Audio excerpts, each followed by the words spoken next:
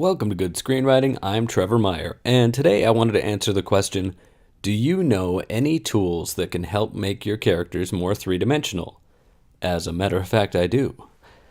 In my book, Screenwriting, I outline a method where I explain that it's not so much the one character that you develop the entire cast in contrast with each other. So, for example, I use the Avengers. I talked about how Tony Stark is a different person with Captain America than he is when he's with Bruce Banner.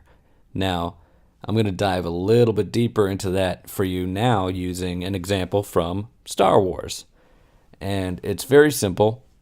All I did was I looked at the main cast of the movie, starting from the top, working my way down, and I contrasted Luke Skywalker, the hero of the story, with every other supporting character to bring out their opposing traits. So let's take a look at what that entails.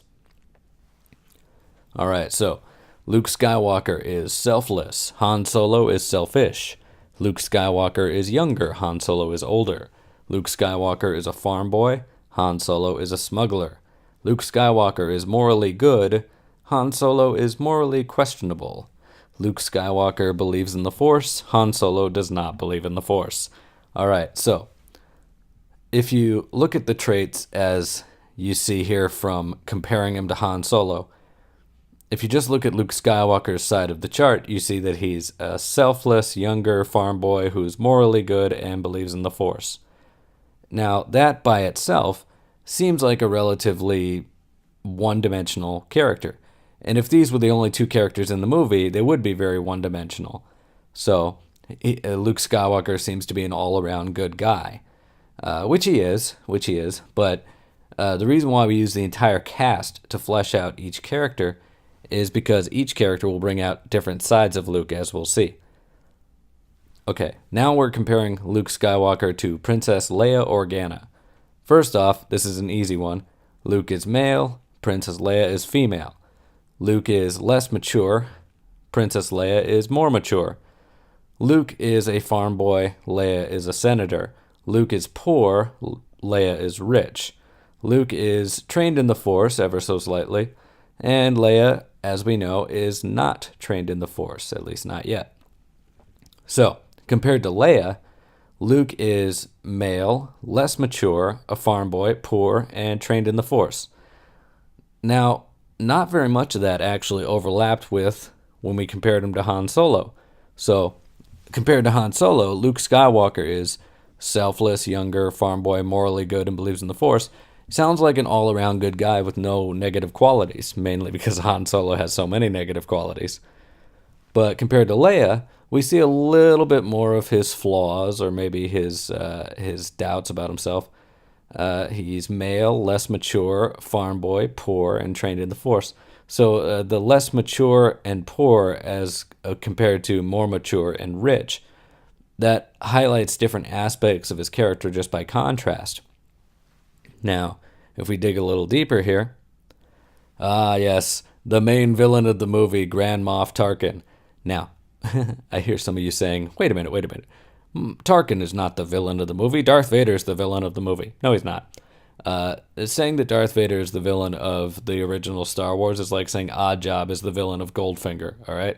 In the first Star Wars movie, Tarkin is the mastermind, and Vader is just a henchman, and he got developed extremely well over the next 5 or so movies. So, yes, in the first movie, Grand Moff Tarkin is the main villain. So let's do this. Luke versus Tarkin. Luke is a pilot. Tarkin is a governor. Luke is a freedom fighter. Tarkin is a tyrant.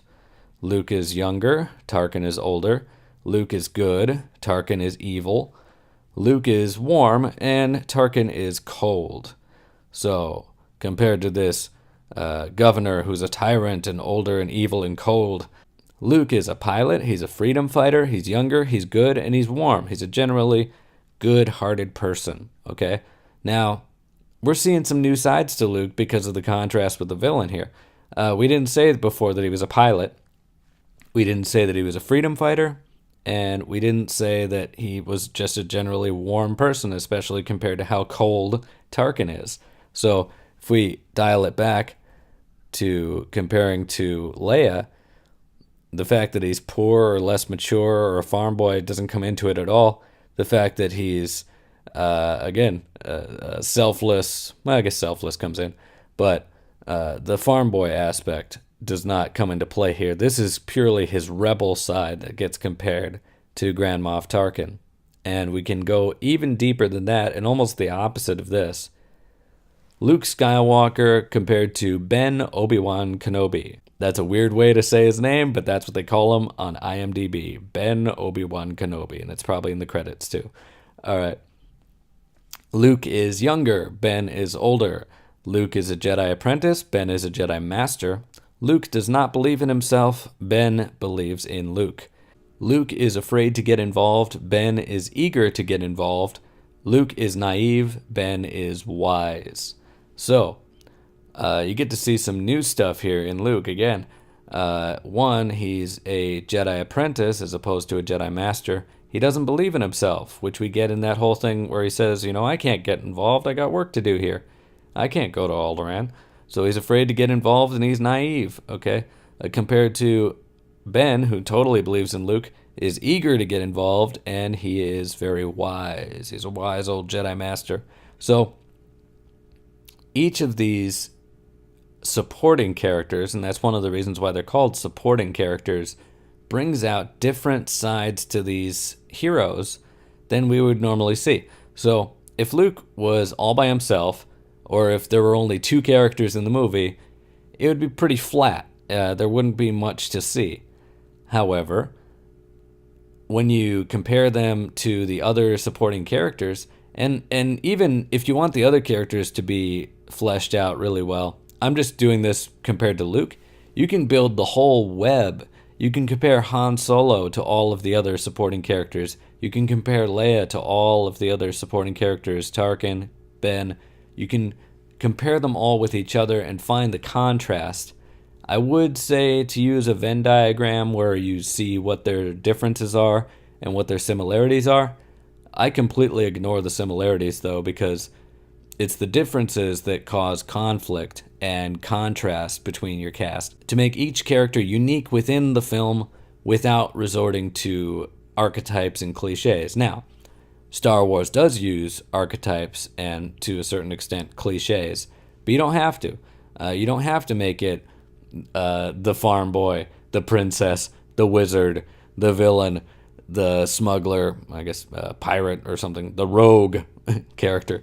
You don't have to do such concrete archetypes, but as long as you can distinguish how each character in the story is uniquely different from each other character in the story, not only do they become more multifaceted as they almost contradict themselves in the presence of different people, but each character is very much in a defined place within the script and serves a specific function without having to rely on the old stereotypes, archetypes, and stock character roles. I have heard a lot of other theories about how you make three-dimensional characters, but I really like to focus on the ensemble. Again, I point out in screenwriting that even the movie Buried, which stars Ryan Reynolds and takes place entirely in a coffin, has something like 27 characters in it that he talks to over the cell phone. So even in a minimalist movie like that, you still have quite a few characters to contrast against your main character and against each other, even if they never meet. These characters don't necessarily, Luke never has a scene with Tarkin, but the contrast between them helps highlight some of Luke's better qualities and some of Tarkin's more negative qualities. So I like to take the entire cast into account. That's how you avoid having a bunch of characters who all sound alike, and that's also how you avoid having one-dimensional characters who have one trait that they show off over and over again. Luke's not all good, altruistic, selfless. Sometimes he's afraid and he's naive and he doesn't believe in himself. Those are important too. Okay? So bring it all into play here. Use your entire cast to develop all of your characters And this works especially well if you have a few characters who all sound alike and you need to draw distinctions between them. So, do you have any questions about this method? Do you have an alternative method? Anything helps, all right? We're all on the same journey together. Leave your comments in the section below. This is Good Screenwriting, and I'm Trevor Meyer. See you next time.